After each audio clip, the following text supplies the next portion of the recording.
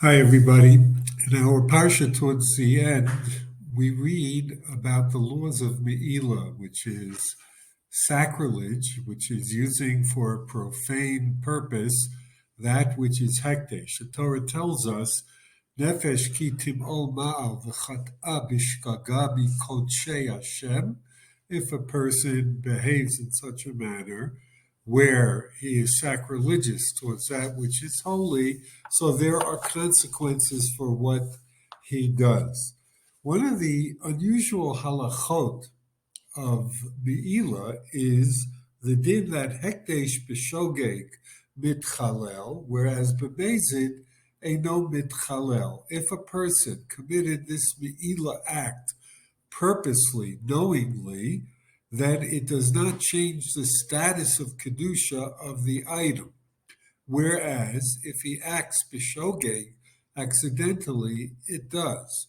This seems to be counterintuitive. We would have expected, perhaps through a kal v'chomer, if the din is that by accident I use something sacred for my own purposes, the law is that I have profaned the sanctity of that object, then ala chaskama v'kama, if I do it willingly, knowingly, that the same law should apply.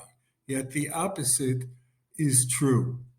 Rav Samson Raphael Hirsch has a very interesting explanation.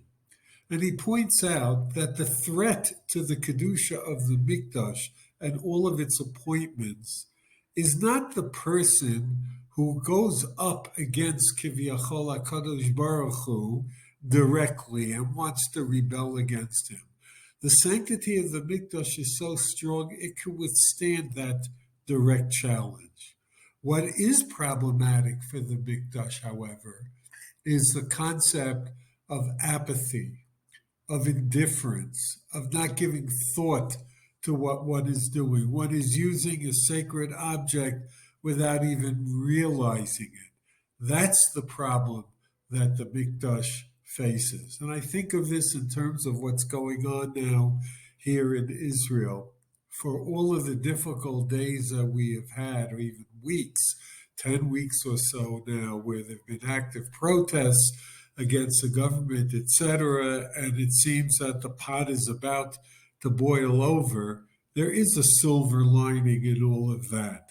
And that is that people have aroused their passions. They feel very strongly one way or the other.